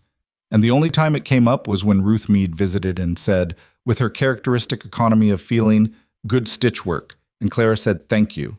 And Elias said nothing, but his jaw did the thing that meant he agreed. They had not talked directly about what had passed between them during those 7 hours by the fire. Neither of them brought it up, and neither of them pretended it hadn't happened. It existed in the room between them the way the scar existed above his ear, present, acknowledged by its presence, not requiring discussion. What had changed was harder to name than what had been said. He asked her opinion on things now without the slight pause that used to precede it, the pause that had been him deciding whether to include her. She made decisions about the household and the supplies without checking with him first, and he received those decisions the way you receive something you've been expecting. They worked alongside each other with an ease that had been built the hard way, through 3 months of mistakes and corrections, and the specific knowledge of another person that only comes from sharing the grinding dailiness of a difficult life. It was not romantic in any way she would have recognized from the novels she'd read in pieces at the Millhaven Library, borrowed chapter by chapter, because Meredith wouldn't allow her to bring them home. It was something more structural than that, more like the fence posts Elias was now repairing on the east line, properly this time, set deep and solid against whatever February decided to do next year. The third field was the project that took spring and pushed into summer. Elias had mentioned it that evening over the ledger. The soil's right, but I've left it fallow 3 years. And Clara had been thinking about it since then, not just as a feed solution, but as something larger. She had been reading the household management book again, and she had found 2 chapters on soil preparation and crop rotation that she had read 7 times each, and she had sat with the valley's patterns as she'd come to understand them, and she had a plan that was more specific than anything she'd attempted before. She laid it out for Elias on a Sunday morning in early March at the table, with the ledger open and a piece of paper she'd been working on for a week beside it. I want to seed the third field with a split, half feed corn, half kitchen garden expansion, with a row of cold hardy herbs along the fence line that I can dry and sell. She had the acreage calculations written out. She pushed the paper across the table. He picked it up. He read it in the way he read things, thoroughly, without comment, all the way through before he spoke. "The herbs," he said. "Dorothea told me there's no one in town selling dried cooking herbs. People order them from Denver, and the shipping costs are unreasonable." Clara had done this research carefully, over 3 visits to town and 2 conversations with Aldous, and 1 long afternoon at Ruth Meade's table. "Even at a modest price, I can undercut the Denver suppliers. If it works the first year, I expand the row the second." Elias set the paper down. He looked at it for another moment. "You've been planning this since February," he said. "Since the evening you mentioned the third field," she said. "Yes." I was quiet for a moment, and she watched him think. She had learned what his thinking looked like, the slight change in his focus, the way his eyes moved without moving, and she waited. "The seed money," he said. "It comes out of the spring supply budget." "I know, I've already adjusted the calculations. It's on the second page." He turned to the second page. "All right," he said. She had been prepared for more resistance, or at least more questions. She looked at him. "That's it? You've done the math and the research, and you know this operation as well as I do at this point." He looked up at her. "Why would I tell you no?" She didn't have an answer for that. She looked back at the ledger and felt something that she was getting better at identifying. Not surprise exactly, but the echo of surprise, the place where she kept expecting to be dismissed and kept finding that she wasn't. "The kitchen garden expansion needs more space than you've got currently on the south side," he said. "I was thinking we could take down the old storage frame. It's not worth the repair anyway." "I thought the same thing," she said. He nodded. "Monday, then." They broke ground on the third field the following week, and it was the hardest physical work Clara had done since arriving, which was saying something, because the months previous had not been gentle. The soil was good, but it had 3 years of compacted neglect to argue through first, and they worked it in the mornings before the sun got high, and again in the late afternoons, and her back and arms were things she was aware of constantly, that specific deep ache of muscles being used to their limit every day. She didn't complain about it. Not because she was performing toughness, she was long past performing anything for Elias, but because the work was hers in a way that made the ache feel like payment for something, and she found she didn't mind paying. Martin Meade came and helped for 2 days in the second week, bringing one of his sons, and the 4 of them worked the field together and ate lunch on the tailgate of Martin's wagon. And it was the first time Clara had sat in a group of people eating and talking and felt entirely like she belonged to the group. Not like a guest or an interloper or a charity case, like someone who was simply there, who was known to these people, who had standing. It was such a simple thing, and it hit her so unexpectedly that she had to look at the mountains for a moment and collect herself. Martin Meade, who was observant the way quiet people often are, glanced at her but didn't say anything, which she appreciated. The herb row went in along the fence line in April, and by May it was doing what Clara had calculated it would do, which was grow with the specific stubbornness of plants that have been bred for difficult climates and know it. She was out in the early mornings tending it before the day's main work, learning the names and properties of things she'd only read about, making mistakes and adjusting, losing 2 varieties to a late frost and replacing them with something hardier. The Saturday market in town had become a regular part of her weeks. Ruth Meade had made good on her promise to introduce Clara to the vendors worth knowing, and Clara had been paying attention, and by late spring she had a small arrangement with Aldous to sell her first dried herb bundles through the store. It was a modest amount. The first week she sold 9 bundles for 15 cents each, which was not going to transform anything, but which was hers. Money she had produced from work she had planned and executed, and she put it in the household ledger under income with a neatness that felt disproportionately satisfying. Aldous said, unprompted, "Sold out by Thursday. You should bring double next time." She brought double. They sold. Dorothea Harlow came to the Saturday market one afternoon in June and stood at the small table where Clara had her herbs laid out and picked up a bundle of dried rosemary and examined it with the focused evaluation she brought to everything. "Your drying technique is better than last month," Dorothea said. "I changed the method," Clara said. "Slower, lower heat, longer time." Dorothea set the bundle down and picked up another. "The lavender is overpriced." "The lavender is priced correctly for what it is," Clara said pleasantly. "The Denver suppliers charge double, and people still buy it." Dorothea looked at her. Then she picked up the lavender bundle and put a coin on the table, which was the closest Dorothea Harlow came to saying, "You're right." The conversation Clara had not had with Elias, the one that lived in the space between them without needing words, began to need words sometime in early summer. She didn't plan for it to happen the way it did. These things rarely plan themselves conveniently. It was an evening in June, the long summer light still going at 8 o'clock, and they were sitting on the porch after supper, a thing they had started doing in the warmer months without discussion, just both ending up there, the way you end up in a room where it's comfortable. Elias was looking at the mountains. Clara was looking at the third field, which was doing what she had calculated it would do, the corn coming in straight and the garden rows solid and the herb fence already producing its second harvest. She was aware of being happy. Not the tentative, provisional version of it she'd been carrying since January, but something more settled and definite, and she was aware enough to know that it surprised her, and aware enough to think that maybe it shouldn't. "I want to ask you something," Elias said. She looked at him. His jaw was in the set position, but his eyes were on the field, not on her, and she recognized this as him building towards something he hadn't said out loud before. "I know this wasn't," he started. Stopped. Started again.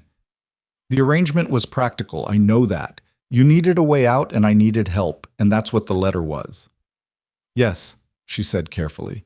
"And I think it's been—" He stopped again. She waited. She had learned that rushing Elias toward language he was working toward was like rushing a fence post into the wrong ground. It would go in, but it wouldn't hold. "I think it's been more than that," he said.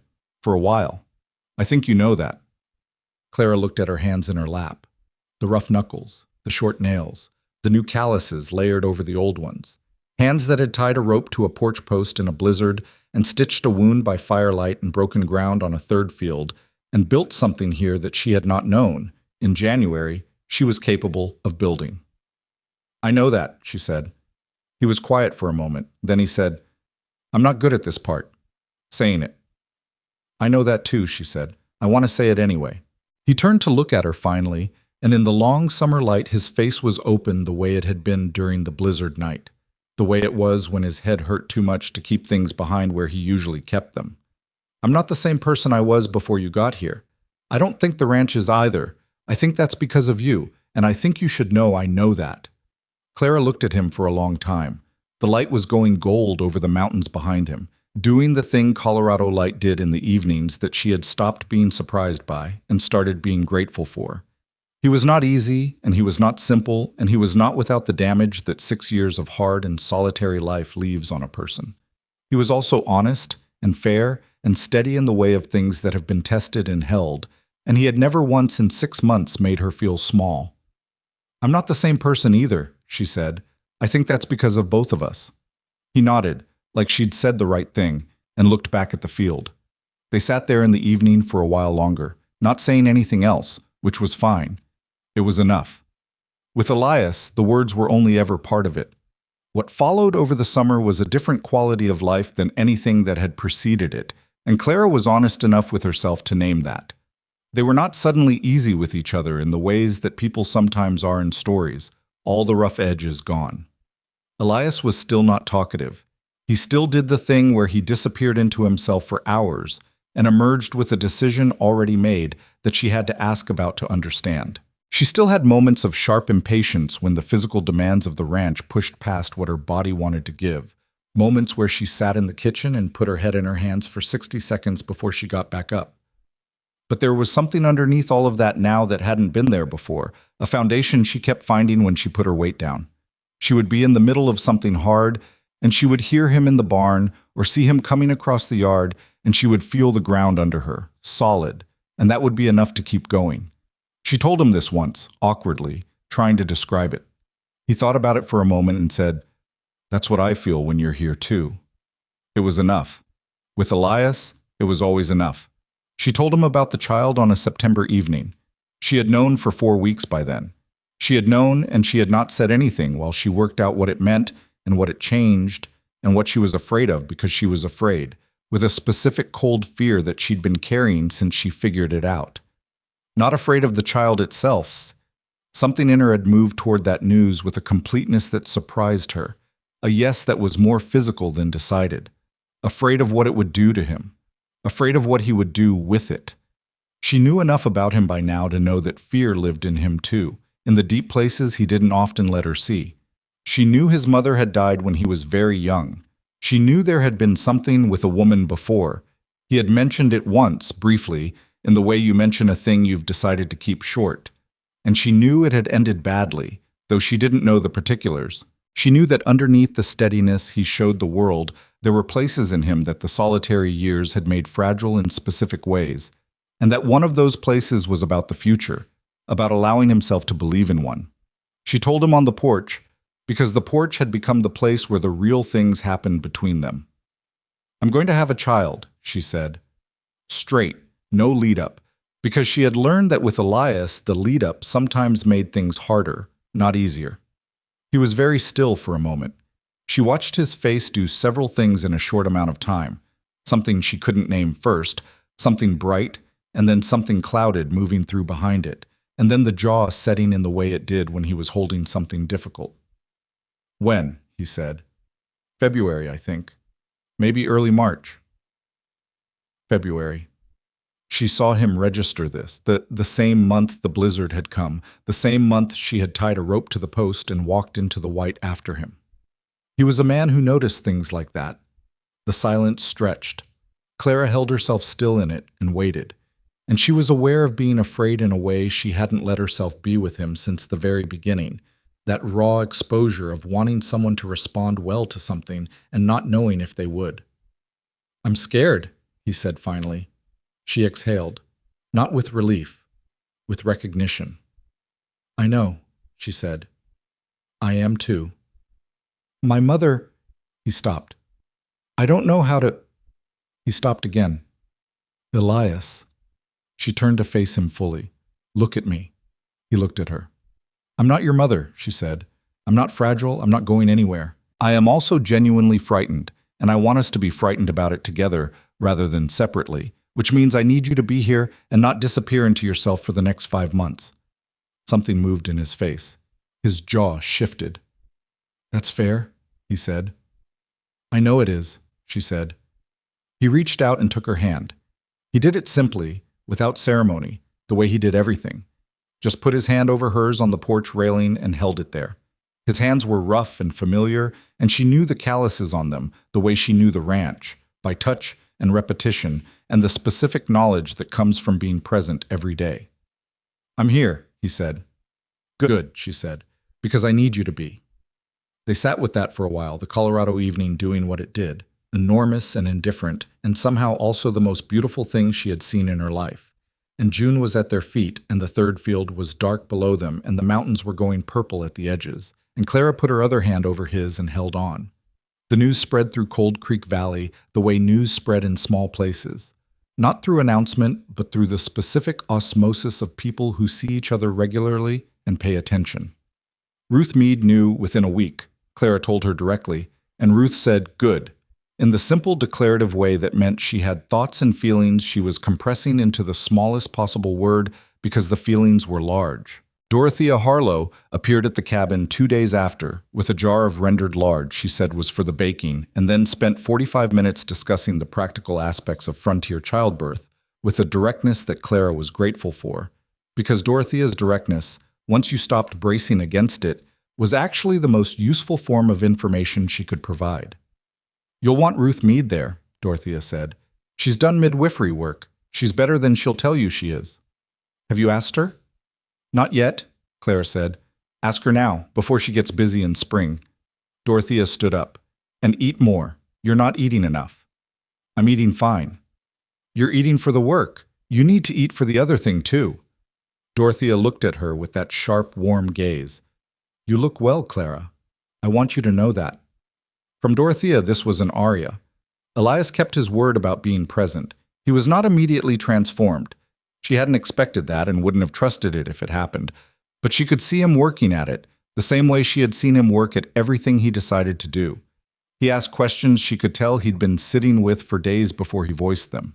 He started making small modifications to the cabin without announcing them. A better hook by the door, an extra shelf in the kitchen. Preparations that he didn't name as such, but that she understood were him arranging the world for something he was allowing himself to believe was coming. One evening, he came in from the barn and said, without preamble, "I want to add a room." She looked up from the mending. "Before winter," he said. "The storage room it's not enough. I want a proper bedroom. For us. And a room for—" He stopped, started again. "For the child." It was the first time he had said "for the child" about something future and concrete. She heard how much it cost him and how much he meant it. "We have enough in the supply budget if we postpone the north fence repair to spring," she said. He blinked. "You already looked at the numbers." "I looked at the numbers 2 weeks ago," she said. "I was waiting to see if you'd get there." A beat. Then something that was almost a smile. "You could have just told me." "I know," she said. "But you needed to get there yourself." He shook his head slightly, which was as close as he came to laughing, and went to look at the ledger. They broke ground on the addition in late September, before the first hard freeze. Elias and Martin Meade, and Martin's oldest son working the frame up in a week of long days, and Clara running the supply logistics and feeding the work crew, and making decisions about the interior dimensions that Elias deferred to completely, because she was the one who had spent the most time thinking about what they needed. The room went up solid and straight, and when the last wall was finished and they were standing inside the empty space that smelled like fresh-cut wood and cold air, Elias put his hand on the wall and pressed his palm flat against it the way he sometimes tested the soil, feeling for something beneath the surface, assessing the depth of it. "My father built the original cabin," he said. "Just him. Took him a full winter." "And now you've added to it," Clara said. He looked around the room. Something in his face was different. Not the set jaw, not the level assessment, something that she didn't have a clean word for, that was made up of more things than she could separate out. "We added to it," he said. "The autumn brought the harvest, and the harvest was good, better than good. The third field had produced what Clara had projected and slightly above it, the feed corn coming in high enough that they had a surplus they could sell, and the kitchen garden had produced beyond what they could preserve for winter. And Clara had spent 3 weeks in September putting up jars with a systematic efficiency that she had developed entirely on her own over the summer, learning by doing what she hadn't been taught. She brought preserved goods to the Saturday market for the first time in October. Apple butter, pickled vegetables, 2 varieties of jam from the kitchen garden's berry patch, and they sold out by midday. Aldous leaned on the counter that afternoon and said, "You know, I had a man from Denver through last month asking if anyone in the valley did consistent preserves. Said he had a hotel restaurant that needed reliable supply." Clara looked at him. "A hotel restaurant?" "He left a card," Aldous said. He produced it from under the counter with the air of someone who had been waiting for the right moment. "I told him I might know someone." She took the card. She read it twice. She put it in her coat pocket and said, "Thank you, Aldous," and went home and sat down at the table with the ledger and spent 2 hours working out numbers for a supply arrangement larger than anything she had planned for. When Elias came in from the evening feeding, she had the paper ready. She slid it across the table. He read it. He read it again. "A Denver hotel," he said. "If the winter preserving goes the way this autumn's did, I can fill this order and still have surplus for the spring market," she said. "The numbers work. I've checked them 3 times. He was quiet, not the resistant kind of quiet. She knew that quiet, and this wasn't it. This was the kind where he was looking at something and seeing it clearly. "This is yours," he said. "This whole thing you've built. The herbs, the market, the preserves. That's yours." "It's ours," she said. "It's the ranch's income." "Clara." He looked at her across the table, and his voice was careful the way it got when he was saying something he wanted her to actually hear. "I put an advertisement in a newspaper because I needed a partner. I didn't know what kind of partner I needed. I didn't know it was this." He gestured at the paper, the ledger, the shelf of jarred preserves along the kitchen wall. "I want you to know I know what this is, what you've built here." She looked at him. "It's ours," she said again firmly. "You gave me the ground to build it on. That's not nothing. That's actually everything." He was quiet for a moment. Then he said, "Write to the Denver hotel." She wrote the letter that evening. She wrote it the same way she had written to Elias a year and a half ago. Honestly, without performance, saying exactly what she could provide and what she couldn't, and what the price would be and why it was fair. She sealed it before she could second-guess it and put it by the door for the next morning's post run. The fire was low by the time she finished. Elias had gone to bed. The real bedroom now, the new room that smelled like fresh wood and had a window that looked east toward the field. And she sat for a moment in the quiet kitchen with June at her feet, the ranch around her in the dark, the mountains somewhere beyond the walls doing what they always did.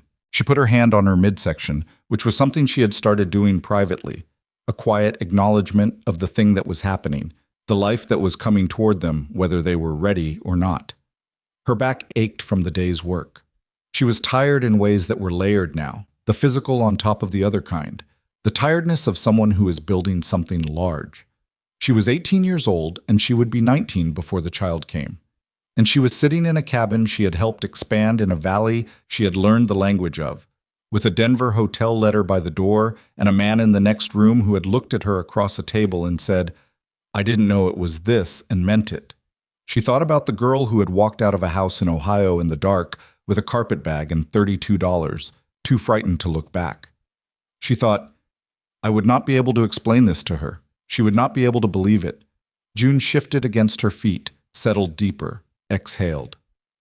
Clara stayed in the chair a little longer, just holding the quiet, just letting the ranch exist around her in the dark, before she got up and banked the fire and went to bed. The Denver hotel wrote back in 3 weeks. The letter was formal and brief in the way of business correspondence. A man named Mr. Hargrove, purchasing manager, who said he was interested in discussing a supply arrangement and could she provide samples and a price list before the new year. Clara read it twice at the kitchen table, then set it down and went back to the preserving she had been doing when Elias brought the mail in, because the beans didn't care about Denver hotels and they needed to be processed before afternoon. Elias watched her set the letter down. "Well," he said. "I want samples and a price list," she said. "That's good." "It's a start," she said. "It's not good until it's a signed arrangement." She picked up the next jar. "But yes, it's good." She sent the samples 2 days later, 6 varieties of preserve, packed in straw in a crate she had borrowed from Aldous, with a price list written in her clearest hand and a short letter that said what she could provide, at what quantities, on what schedule, and what she would need in terms of advance notice for large orders. She was honest about her current capacity and honest about what she could scale to by the following autumn. She did not inflate anything. She had learned, from the first letter she had ever written that mattered, that the only thing worth sending was the truth. Then she put it out of her mind as much as she could, because the winter was coming and the winter did not wait for business correspondence. The second winter was different from the first in ways Clara felt more than she could articulate. She knew things now that she hadn't known then. How to read the sky, how to manage the feed ratios, how to keep the barn temperature stable without wasting fuel, when to push through weather and when to wait it out. The knowledge had become physical, lived in her hands and her back and her instincts the way knowledge does when you've earned it hard. She was not the girl who had stepped off the train in January of the previous year, looking up at the mountains as though they might fall on her. She was also, by December, considerably more uncomfortable than she had been at any previous point, which the mountains were entirely indifferent to. Ruth Meade had become her person in the way that certain women become necessary to each other, not through grand gestures, but through the accumulation of ordinary, reliable presence. Ruth came every week through November and December, sometimes with a reason and sometimes without one. and they talked about practical things mostly, because both of them were practical women who found the practical to be where the real things lived. Ruth had been through 2 pregnancies of her own, and she spoke about both of them with the frank, unsentimental accuracy of someone reporting weather conditions. This is what happened. This is what it felt like. This is what helped, and this is what didn't. "You're carrying well," Ruth said one afternoon in December, which Clara had learned to translate as meaning Ruth was not concerned about anything she was seeing.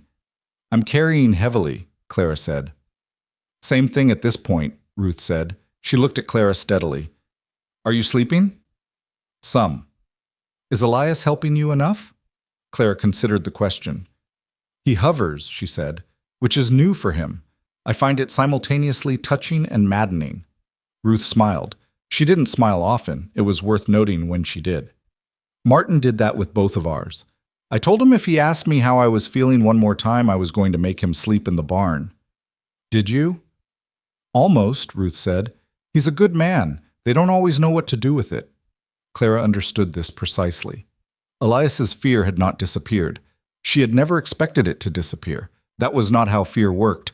But he had kept his word about being present rather than absent in it, and she had watched him do the work of that promise every day.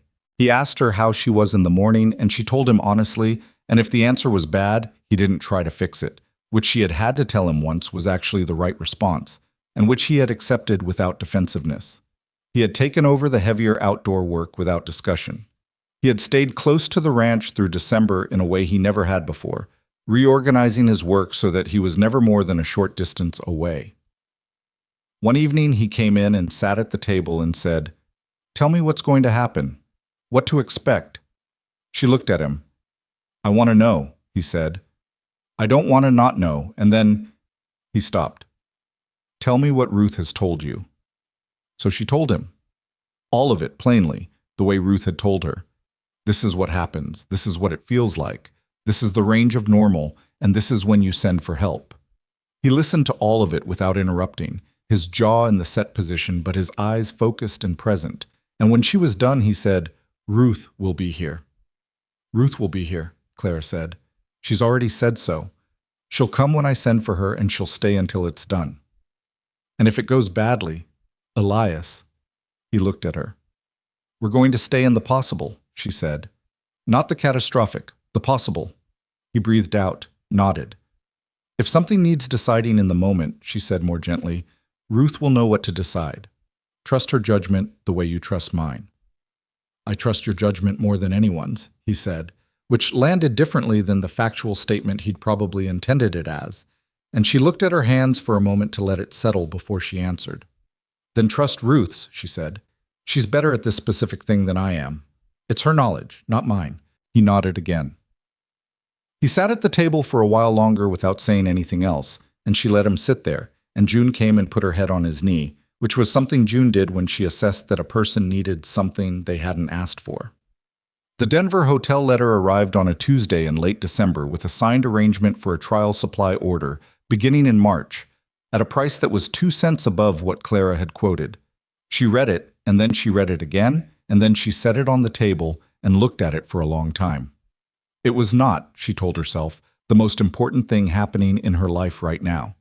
The timing was coincidental and slightly absurd, but it was real, and it was hers, and she had built it from a 4-line advertisement in a newspaper and $32 and one honest letter, the same way she had built everything else here. And she put her hand on the paper and felt the specific satisfaction of something that started as an idea and became real through nothing but sustained and unglamorous effort. She wrote back the acceptance that afternoon. Short, clear, professional, no flourishes. She did not tell Elias about it until after supper. Not because she was keeping it from him, but because she had learned to sit with her own good news for a few hours before she shared it, to let herself have it privately first. She had spent too many years in a house where good things were either taken from her or made small, and she still had the habit of protecting good things until she was sure they were real. She told him over coffee. His face did the thing it sometimes did with things she had built, that combination of something bright and something that looked almost like humility, like a man recalibrating his understanding of what he was in the presence of. "March," he said. "The first order is trial. If the quality holds, they extend it. It'll hold, he said. I know, she said, but I'm not going to say that in the letter. He shook his head slightly in the way that meant he found her both entirely sensible and faintly amusing, and drank his coffee. January arrived, and with it the particular quality of waiting that Clara had not fully anticipated. Not anxious, not impatient, but dense, like air before weather. The child was close. She could feel the closeness in her body the way you feel a change in pressure, that deep internal certainty that something large is about to move. She worked less in January. Not because she chose to, but because her body made the argument for her in terms she couldn't ignore. A backache that moved from inconvenient to structural by the second week. A fatigue that arrived in the mid-afternoons and was absolute. She sat with the ledger and the correspondence and did the things she could do sitting down. And she let Elias take the outdoor work, and she did not pretend this was fine when it wasn't. I hate being slow, she told Ruth, who had come on a Thursday and found her at the table looking at the ledger with an expression that Ruth read immediately. I know, Ruth said. I keep thinking about the spring work and what needs to happen, and I can't. She gestured at herself, at the state of herself. I can't do it yet, and I keep making lists of what needs to happen and then feeling frustrated that I can't do any of it. The list will be there in April, Ruth said. I know the list will be there in April. She pressed her fingers against her eyes for a moment. I'm not actually worried about the lists. I think I'm just… She stopped. Ruth waited. Scared, Clara said finally, flat and simple. I'm scared. Yes, Ruth said. That's correct. You should be a little scared. It means you understand what's happening. That's not actually comforting. I know, Ruth said. I'm not going to lie to you and tell you it's nothing. It's not nothing. But you are healthy and the baby is positioned well, and I have done this enough times to know the difference between a situation that's worrying and one that isn't, and you are in the second category. Does that help? Clara thought about it. More than the other thing would have, she said. Good. Ruth stood up and put on her coat. Send Elias for me when it starts. Not when you think it might be starting, when it's starting. How will I know the difference? Ruth looked at her with the expression of a woman who has been asked this question before and has a very honest answer for it. You'll know, she said. She was right. Clara knew. It was the 14th of February, which she would find out later and which Elias would note with the quiet significance he gave to dates, the same way he had noted that she was due the same month as the blizzard. The labor started in the early morning, not dramatically, just a deep, insistent certainty that something had shifted and there was no going back from it now. She lay still for a few minutes in the dark of the new bedroom that smelled like the wood it was made from, and she took a breath and let it out, and she said to herself, You walked into a blizzard with a rope and a lantern. You can do this. Then she woke Elias. He was up and dressed before she finished the sentence. He looked at her face in the lamplight and he said, I'm going for Ruth. And she said, Yes, go. He went. She heard the horse go out at a pace. Elias didn't usually use, and then the ranch was quiet, and she got up carefully and put on her warmest things, and sat in the chair by the fire that still had coals from the night before, and she added wood with hands that were steady, which surprised her, because she had expected her hands to shake the way they had shaken in the blizzard, and they didn't. Maybe she had used up that particular fear on the February before. Maybe the body only had so much shaking available and had spent it already. June was at her feet within 30 seconds of her sitting down. The dog put her head on Clara's knee and looked up at her with those eyes that had always seen things clearly, and Clara put her hand on June's head and said, All right, to the room, to the ranch, to whatever was coming next, and meant it. Ruth arrived before dawn, efficient and unhurried, and she came in and looked at Clara and said, Good, you're doing well. And Clara said, How can you tell already? And Ruth said, I can tell. And that was enough. Elias stayed in the main room. Clara knew he was there. She could feel him there the way you can feel a fire in the next room, the warmth of it coming through the wall. He had offered to be present, and she had thought about it and said no, not because she didn't want him near, but because she knew herself well enough to know she needed to do this without being watched, without managing his fear alongside her own. He had accepted this without argument, which told her everything about how far he had come from the man who had once kept everything behind a set jaw and a wall of silence. Ruth was exactly who Dorothea had said she was, Better than she advertised, steady and warm and direct in all the right moments, saying that's right, and you're doing well, and stay with it in a way that was not performance but genuine assessment. And Clara held on to that assessment the way she had held on to the rope in the blizzard, using it for direction when the path wasn't clear. It was long. It was hard. It was nothing like the stories she had half heard growing up, nothing like the chapter in the household management book, which had been written by a man and was accordingly somewhat theoretical. It was physical and exhausting, and there were moments where she was aware of nothing but the immediate, where the ranch and the Denver hotel and the herb rose and the third field, and even Elias all receded to a great distance, and there was only this, only the work of the moment, which was the largest and most private work she had ever done. And then it was done. Ruth put the child on her chest and said, "A girl." And Clara looked down at the face that was red and furious and absolutely there, entirely, unmistakably, noisily there, and felt something she did not have language for and did not need language for. "A girl," she said. "A healthy one," Ruth said, with the satisfaction of a woman who has done her job and knows it. Clara held her daughter, and the child's noise filled the room and the ranch and probably most of Cold Creek Valley. And Clara thought, with a clarity that was simple and complete, "I walked out of a house in Ohio with a carpet bag and $32, and this is where I am. This is where that road went." She said, "Tell Elias." She heard Ruth open the door to the main room. She heard Ruth say, "A girl, both well." She heard the silence that followed, which was the particular silence of a man receiving news that is larger than what he has language for. Then she heard his voice, low, asking something she couldn't quite make out. "Go in," Ruth said. He came through the door, and he looked at her, and he looked at the child, and his face did something she had never seen it do. Every wall, every set jaw, every piece of the careful architecture he had built around himself over 6 years of solitary winters, all of it simply gone, in the way that something goes when you stop needing it, not broken, but set down. He sat on the edge of the bed, and she put the child in his arms without asking if he was ready, because she knew he wasn't ready, and she also knew that readiness was not always how you got there.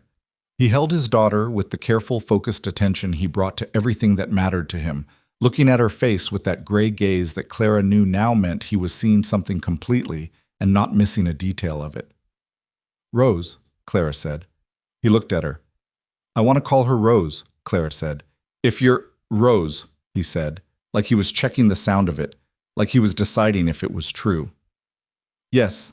He looked back at his daughter, and Clara watched his face in the winter morning light coming through the new bedroom window, and she felt the full weight of the 2 years she had spent getting to this room, this bed, this moment, the porridge cold against her cheek, the train station in the dark, the mountains, the first time she saw them, the rope tied to the porch post, the stitches that weren't pretty but held, the herb rose and the ledger and the Denver hotel letter, and every conversation on the porch in the evening light.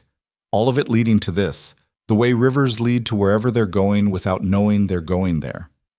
Rose made a sound that was not crying but something more conversational, and Elias said very quietly, "Hello," to his daughter, and that was everything. The first weeks with Rose were the hardest weeks Clara had experienced in Cold Creek Valley, which was a significant statement. The exhaustion was of a different category than any exhaustion she had known, deeper than the ranch work, more total, the kind that reached into you and took things you didn't know you had available. She was honest about this with Elias, and honest about it with Ruth, and honest about it with herself, which meant not pretending she was managing better than she was. Elias adjusted without being asked. He took the barn work and the outdoor work completely, coming in at intervals to check on her and Rose with the focused practicality of a man who cannot fix the core problem, but can remove every surrounding obstacle. He brought her food when she forgot to eat. He held Rose with increasing confidence, which had come on faster than she'd expected, that particular competence that arrives when you are present every day and paying attention. One night when Rose was 3 weeks old, and Clara was sitting up at 2 in the morning in the chair by the fire because the chair was easier than the bed, and Rose was not sleeping, and neither was she, Elias came in from the bedroom and sat in the other chair without saying anything, and just stayed there, awake with her, in the firelight, because sometimes the thing you can give someone is just not letting them be alone with the hard thing. And he had finally learned that. Clara looked at him across the fire and thought, This is the person I wrote to in that newspaper advertisement. This is where the letter went. And she felt the full strange weight of the choices that had brought her here. Not the big dramatic choices, not the blizzard or the letter or the train, but the small ones. The choice to tell him the truth about the horses. The choice to follow June through the white. The choice to sit with her own good news for a few hours before she shared it. The choice, every day, to be honest, when it would have been easier not to be. Those were the choices that had built this. Not one decision, but hundreds of them, daily, each one small and each one meaning something. Spring came again to Cold Creek Valley. The second spring Clara had watched arrive in that particular argumentative way, pushing back against winter in increments. Until one morning the air smelled like wet earth and something new. Rose was 2 months old and Clara was back to the ledger and the planning and the correspondence, moving more slowly than she had the previous year, but moving, the way you move when you have learned the difference between rest and stopping. The Denver hotel trial order went out in March. She packed it herself, methodically, checking each jar against her inventory list, wrapping each one in the way she had developed over the winter that minimized breakage. Aldous arranged the shipping. 2 weeks later, a letter came from Mr. Hargrove saying the quality had exceeded expectation and could she discuss terms for a full-year arrangement. She told Elias at supper. He listened to the whole thing and then said, "Write back tomorrow. Don't wait." "I wasn't going to wait," she said. "I know," he said. "I'm just saying." Rose was in the basket by the table, occupying herself with whatever occupied 2-month-old people, which Clara had discovered was mostly the work of existing and finding it interesting. Clara looked at her daughter's face and thought about the herb rows and the third field and the Denver hotel and the 69 jars of preserve on the kitchen shelf and the supply arrangement that was now going to fund a real expansion of what she had built, and she thought none of this was in the plan. There was no plan. There was a 4-line advertisement and an honest letter and a choice to get on a train. The plan had been to survive. Everything else had been built after arrival. Ruth came in April and they sat on the porch, all 3 of them, Ruth and Clara and Rose, who was wide-eyed in the spring light. And Ruth held the baby with the comfort of someone who has done this many times and finds it uncomplicated and said, "She has your chin." "She has Elias's eyes," Clara said. "The combination will be formidable," Ruth said. She looked at Clara. "You look like yourself again." "I feel like myself again," Clara said. "Almost." "Almost is right," Ruth said. "Takes longer than people say. Don't rush it." Dorothea Harlow came the following week and brought 3 apple seedlings, the cuttings she had promised on her very first visit when she had said, "I'll bring you cuttings in spring if you want to start your own." She had been promising this for a year and a half, and she had remembered, which was exactly the kind of thing Dorothea did. She stored things quietly and delivered them precisely when they were meant to arrive. Clara planted the seedlings along the south fence line in the afternoon, while Elias held Rose on the porch, and she worked the roots into the ground carefully, the way she had learned to work things into this soil, with attention and patience and the understanding that you could not rush what needed time, that some things only grew at their own pace, and your job was to give them what they needed and get out of the way. She stood up and looked at the 3 small trees, which would not produce apples for years, which she would tend through winters she couldn't picture yet, and summers she didn't know, and she felt a specific feeling that she was only just learning to recognize because she had not had much experience with it. She felt like someone who was going to be here for a long time. On the first anniversary of the blizzard, a Thursday in February, when the sky was the flat iron gray that meant weather, but not yet, Elias came in from the morning feeding and set something on the table next to her coffee cup. She looked at it. It was a small piece of paper folded once, and when she opened it, she recognized the handwriting immediately, plain, unhurried, the same as the letter she had received in Ohio almost exactly 2 years ago. "I am glad you wrote back." That was all it said. She sat with it for a moment. Rose was asleep in the next room, and the ranch was quiet around them, and Elias was standing by the stove with his coffee and not looking at her, giving her the note the same way she gave herself good news, privately first, before it had to be shared. She folded it again and put it in her apron pocket, where she would keep it, because she kept things that were true. "I'm glad too," she said. He looked over at her then, gray eyes level and warm in the winter light, and she held his gaze the way she had learned to hold it, without flinching, without looking away, with the full weight of everything they had built, and everything they had survived, and everything they were still, every single day, choosing. Outside, Cold Creek Valley was doing what it always did, enormous and indifferent and ruthlessly beautiful, not caring whether they thrived or failed or loved each other or fell apart, because the valley was the valley and they were just people in it, small and impermanent and doing the best they could with what they had. But they were still here.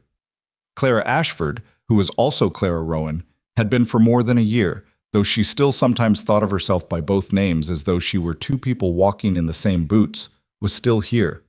And Rose was here, asleep in the room that had been built for her before she arrived. And Elias was here, holding his coffee by the stove, watching her with that face that no longer held all its feelings so far behind it that you needed a map. And June was at her feet, as she had been since the very first day on the wagon seat, as she would be until she wasn't, steady and uncomplicated and entirely certain that she had chosen correctly. This was what an honest letter could do, not always, not for everyone. But sometimes, when the person who placed the advertisement was who he said he was, and when the girl who answered it told the truth even when she didn't have to, sometimes a letter could do this. It could bring you home to a place you'd never been. It could build a life out of nothing but courage and honesty and the willingness to stay when staying was hard. It could give you a daughter named Rose in a valley that was trying to kill you, and a man who left notes on the table on the anniversary of the worst night of the year because he remembered, because he was paying attention, because that was the kind of person he had always been underneath the walls he'd built, waiting for someone who would still be there when he took them down. Clara put her hand in her apron pocket and felt the folded paper there, small and real and true. Outside, the first snow of the new storm began to fall, quiet and purposeful, covering the herb rows and the third field, and Dorothea's 3 small apple trees, covering the east fence line where everything had nearly ended a year ago, covering Cold Creek Valley in the white that was its particular language, the one Clara had learned to read. She knew this snow. She knew what it wanted and how long it would stay and what it would look like in the morning. She was not afraid of it. She picked up her coffee and she looked at the man by the stove and she looked at the window where the snow was falling and she thought, with the quiet completeness of someone who has arrived somewhere after a very long walk, this is mine. Not perfect. Not easy. Not the life she could have imagined from a kitchen table in Ohio with a stub of pencil and 3 stolen sheets of paper. Better than that. Harder than that. Hers.